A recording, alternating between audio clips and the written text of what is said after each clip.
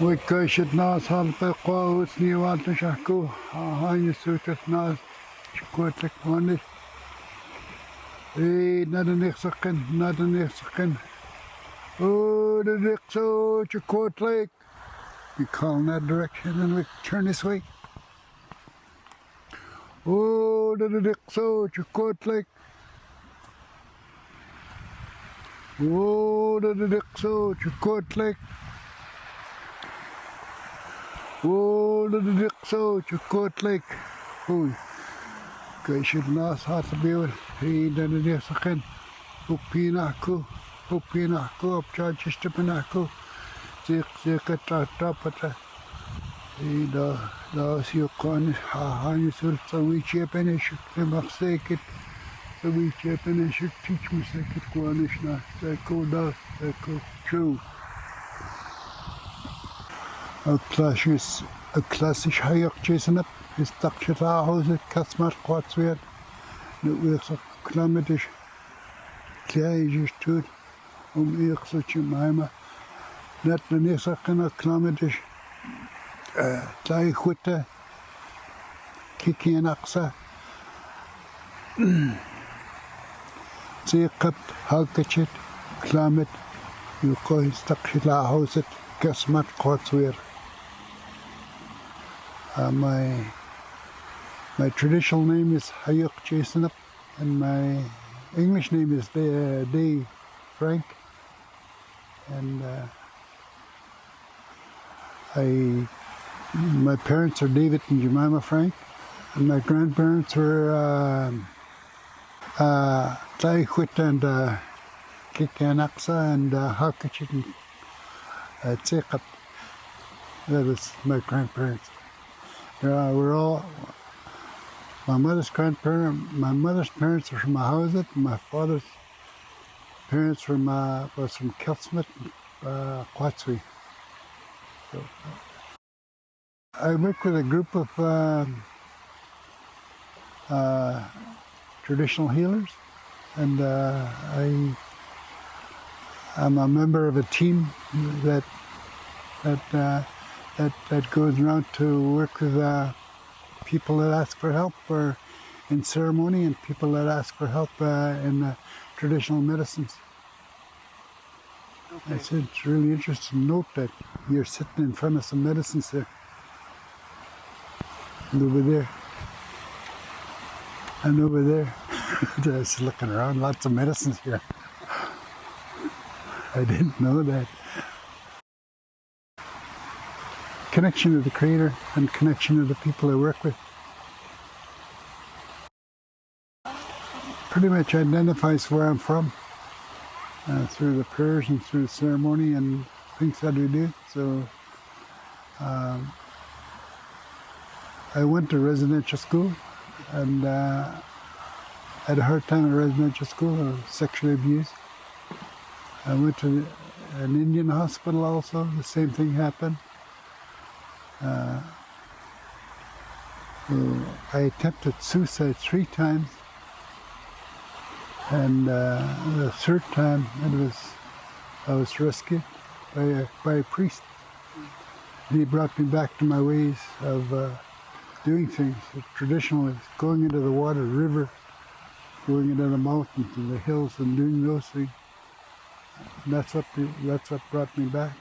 As I grew up as a young child before going to residential school, my mother and father showed me these things. When I went to residential school, I lost it. But I was brought back to it. Well, at one time I was a community health service manager. I went to university for clinical counseling. But also I found that clinical counseling in the Western ways doesn't really go all the way without the traditional ways being put into it. And I also know that you need to use both hand in hand to make it work for especially our young folk that are coming up. They grew up in the Western ways, and they sort of gravitate towards the Western way. And when you come in with their traditional ways, and they grasp onto it, but not really letting go of their Western ways either, but they grasp onto the traditional ways, which is good. So I find that using both land-based healing and along with the traditional contemporary Western way of healing. We did a detox, medical detox, and a social detox for some people that are having problems with alcohol. And we used our traditional ways, sweat lodge ceremonies, going into the river and going into the forest and things of that nature. Our traditional on the land, and also we had a psychiatrist working with us, Dr. Riff Camille, that helped us work through the medical detox for some of these people that were going through detox. So we did that for 6 weeks. And according to Dr. Riff Camille, he was saying that was a really awesome experience for him, because he saw that some of the things that we did really benefited, and that it not only helped but also made it speeded up the recovery from detox. I had 2 sets of teachers. I had, first set of teachers I had were born in the 1890s,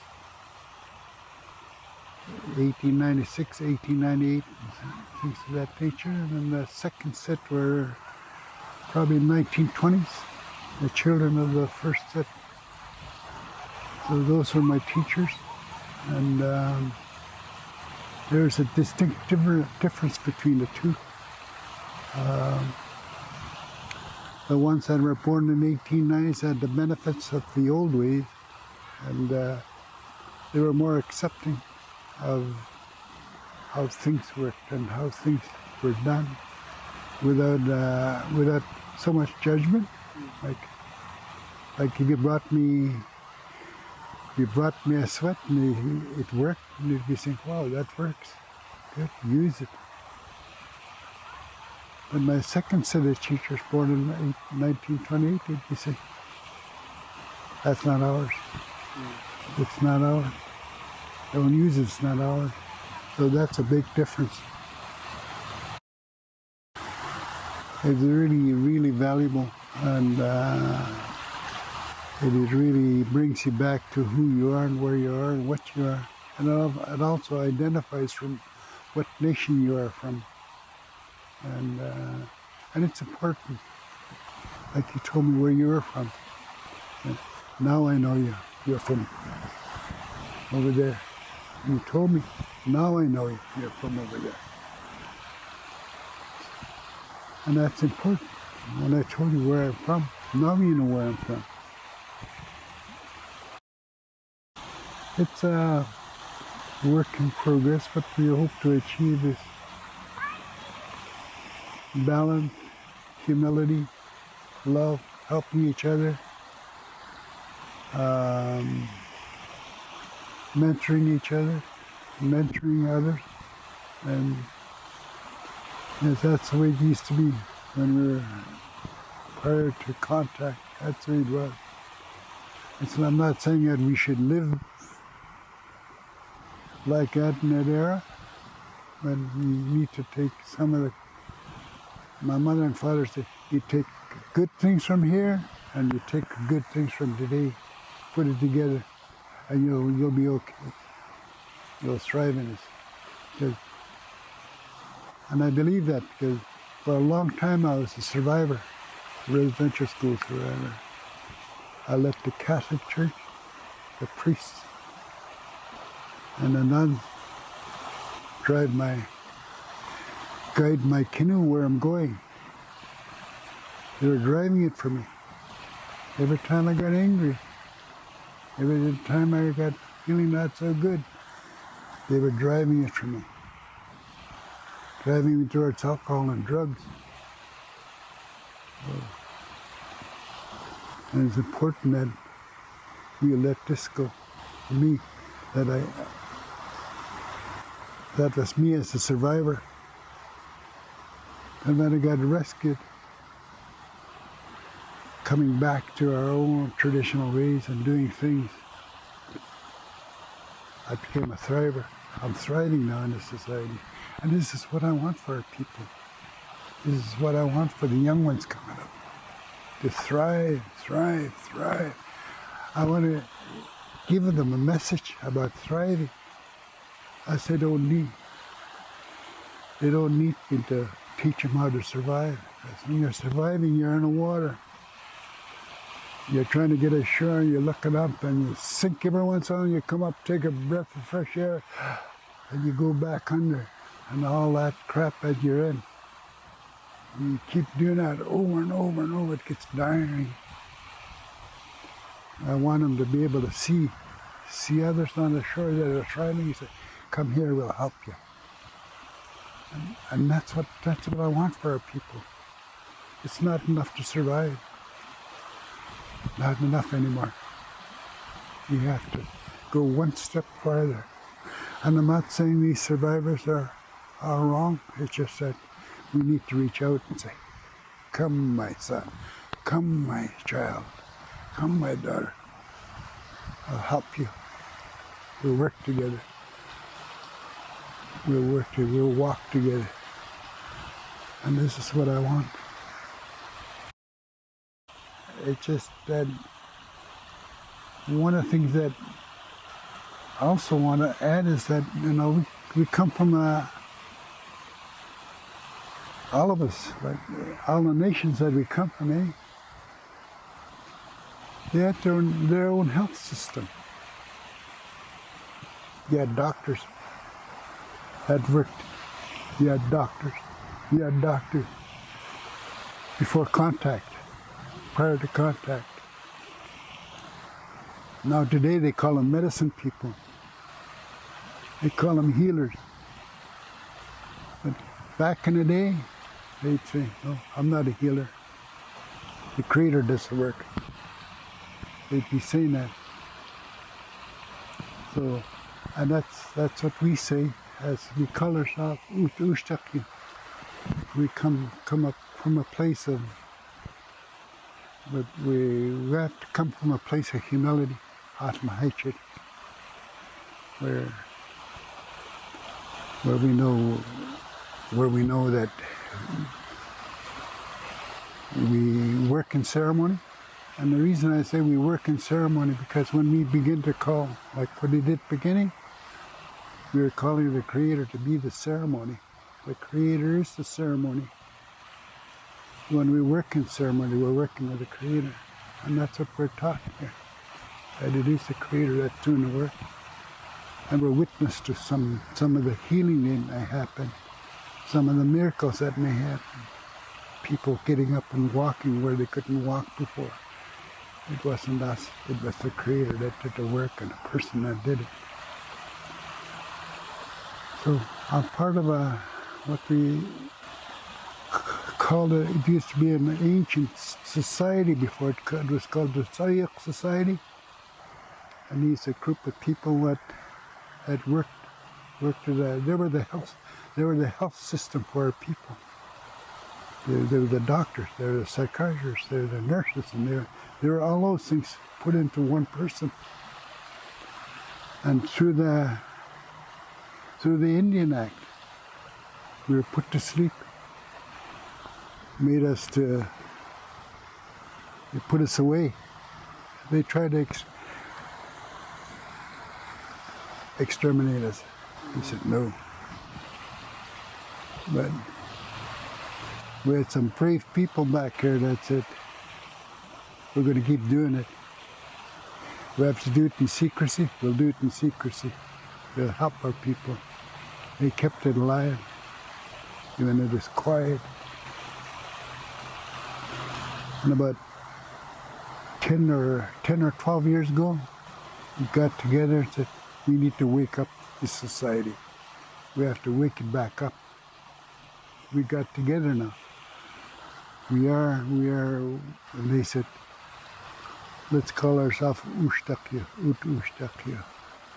And these are people that have gone into the forest, gone into the mountains, gone into the water, gone fasting for years and years and years to get where they are today. They wanted to be part of that society, and that's who we are. And that's something you want to say, you know. And the other thing is, we have people.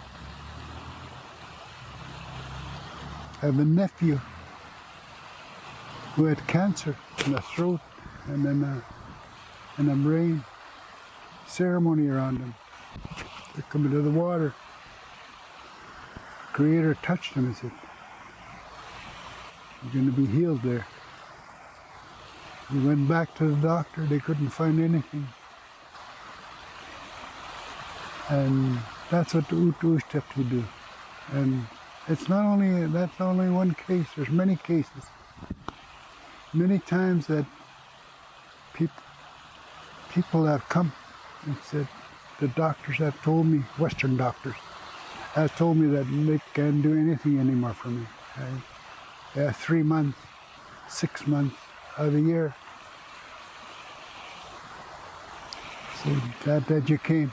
We'll work with you. We'll call on the Creator to work with you. Still living today. We witnessed that. We witnessed that. We didn't do it. We witnessed that healing from the Creator. And that's what the Utushtakti do. You know, we do ceremony, rattle, wave the feathers, and make a little fool of ourselves. And then once in a while, the Creator will say, "Step aside, Dave. Here I am. I'm going to do the work." We say thank you to the Creator. And that's what we do. Let go.